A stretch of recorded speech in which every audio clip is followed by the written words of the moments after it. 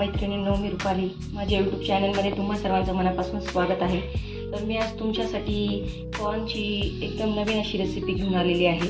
आपण हे जे मके येतात त्याने आपण जास्त करून मका शिजवतो किंवा आपण भाजूनच खातो. तर मी आज तुम्हाला याच्यापासून एक नवीन रेसिपी आणि हेल्दी रेसिपी आहे अशी रेसिपी दाखवणार आहे. तर आपण जे हे मका घेतलेला आहे ना, आता हे आपल्याला सगळे सोलून घ्यायचे आहे. आणि याची अशी एक खासियत आहे ह्या पदार्थाची की आपण हे 8 ते 10 दिवस स्टोअर करून बी ठेवू शकतो. आपण हे फ्रीजमध्ये एका याच्यामध्ये डब्यामध्ये आणि जसं लागेल तसं खाऊ शकतो आपण. तर त्याच्यामुळे आणि सध्या पावसाळा पण चालू आहे, तर आपल्याला काहीतरी चटपटीत खाऊ वाटतं. त्यामुळे तुम्हाला मी ही रेसिपी दाखवत आहे. तर चला रेसिपीकडे वळूया. मी तुम्हाला मक्याचं कणिक सोलायची एक ट्रिक्स दाखवत आहे. आपल्याला याची रेसिपीज बनवायची आहे. त्यामुळे आपल्याला हे बघा या प्रकारे असं आपलं जे हे असतं ना शिलायचं, त्याच्याने आपल्याला असं करायचं आहे. आणि आपल्याला जास्त असं जाडपण अख्खा दाणा पाहिजेच नाही आहे, त्यामुळे आपल्याला असं करून घ्यायचं आहे. चाकूने पण तुम्ही असं कापून घेऊ शकता. मी तुम्हाला 2 ट्रिक्स दिले आहे मका काढण्याची. तर असे दोघे प्रकारे तुम्ही कोणत्याही प्रकारे तुम्ही मका असा काढून घेऊ शकता. आपले कॉर्न हे बघा मस्त झालेले आहे. सगळे मी शिलून घेतलेले आहे ते शिलायच्या ह्याच्याने. यामध्ये आपल्याला थोडेसे व्हेजिटेबल्स टाकायचे आहे.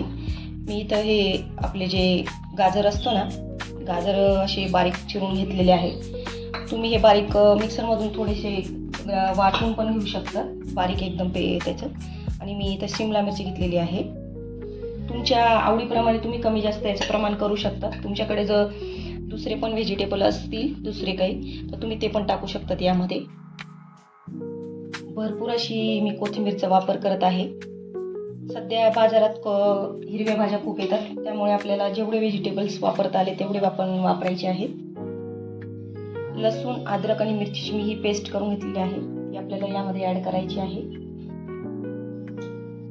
1 चमचा जिरं घ्यायचं आहे, किंवा तुमच्याकडे जिऱ्याची जर पावडर असेल तरी पण टाकायची आहे. 1 चमचा लाल तिखट घेत आहे. अर्धा चमचा हळद घेत आहे. तुमच्याकडे जर चाट मसाला वगैरे असेल तर तुम्ही तो पण यामध्ये ॲड करू शकता.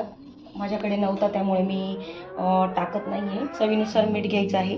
मी चाट मसाल्याची पण रेसिपी अपलोड केलेली आहे आपल्या चॅनलवर. ती मी तुम्हाला खाली डिस्क्रिप्शनमध्ये लिंक टाकून देईल. तुम्ही ती बघून चाट मसाला बनवू शकता. आता आपल्याला हे सगळं मिक्स करून घ्यायचं आहे आधी व्यवस्थित मिक्स झालं की मी इथं तांदळाच्या पिठाचा वापर करत आहे. 3 ते 4 चमचे आपल्याला तांदळाच्या पिठाचा वापर करायचा आहे. आणि हे थोडंसं मी रवेदारच घेतलेलं आहे तांदळाचं पीठ, एकदम बारीक नाही घेतलेलं आहे. त्याने आपल्या ही रेसिपी तिला एकदम क्रंचीनेस येणार आहे. आणि मी इथं डाळीच्या पिठाचा वापर करत आहे, कारण आपल्याला बाइंडिंगसाठी काहीतरी वस्तू लागणार याच्यात टाकायला, त्यामुळे मी बाइंडिंगसाठी हे टाकत आहे.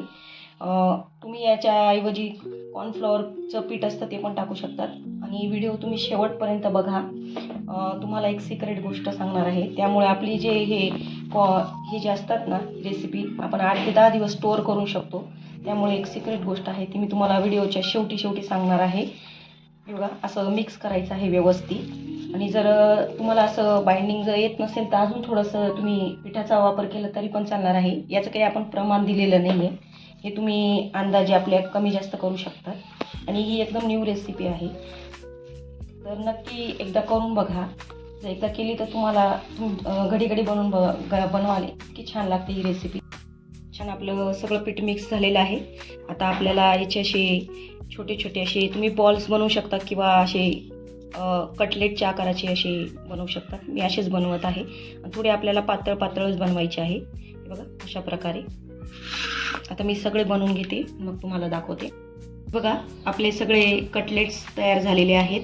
आता आपल्याला याला स्टीम करायचे आहे. बघू शकता तुम्ही किती कलरफुल दिसत आहे. आता स्टीमसाठी मी इथं इडलीच्या भांड्यात स्टीम करत आहे याला. तुम्ही कशात पण स्टीम करू शकता. मी इडलीच्या भांड्यात हे करून घेत आहे. 15 मिनिटासाठी आपण स्टीम करून घेऊया याला व्यवस्थित एकदम. स्टीम झालं की मी तुम्हाला दाखवते मैत्रिणींनो. मिनिटं झालेले आहेत. आपले कटलेट छान स्टीम झालेले आहेत, बघू शकता. इझिली निघतात, खूप छान स्टीम झालेले आहेत. मी जे एक सिक्रेट सांगणार होती गोष्ट याच्या बद्दल ती अशी होती की आपण हे जे स्टीम करून घेतलेले आहेत ना, याच्यामुळे काय होतं की आपले जे हे जे कटलेट असतात ना, की हे 8 दिवस आपण स्टोअर करू शकतो. त्याच्यामुळे स्टीम केल्यामुळे हे खराब होत नाही. त्यामुळे स्टीम करून आपल्याला याला मग डीप फ्राय करायचे आहे. मी तळण्यासाठी तेल ठेवून घेतलेलं आहे आणि जेव्हा आपण हे स्टीम करून घेतो ना, त्यामुळे काय होतं की आपल्याला हे तेलकट होत नाही आणि जास्त तेल पण घेत नाही. त्यामुळे स्टीम केल्यामुळे खूप फायदा होतो. आता हे व्यवस्थित आपल्याला कमी तेलात पण तळले तरी खूप छान तळले जातात. छान क्रिस्पी असे तळून घेते. एका बाजूने छान क्रिस्पी तळल्या गेलेले आहेत आणि गोल्डन ब्राऊन पण कलर आलेला आहे. आता मी दुसऱ्या बाजूने व्यवस्थित तळून घेते. छान दोघं बाजूने छान तळल्या गेलेले आहेत. आता हे मी काढून घेते. छान असा आपला कॉर्नचा नाश्ता तयार झालेला आहे. तर नक्की ट्राय करून बघा, खूप छान लागतो. तुम्ही एकदा खाल तर परत परत करा, इतकं छान लागतं हे. तर नक्की ट्राय करून बघा. माझे व्हिडिओ आवडत असेल तर माझ्या चॅनलला सबस्क्राईब करा, लाईक्स करा, कमेंट करा आणि मला सपोर्ट करा.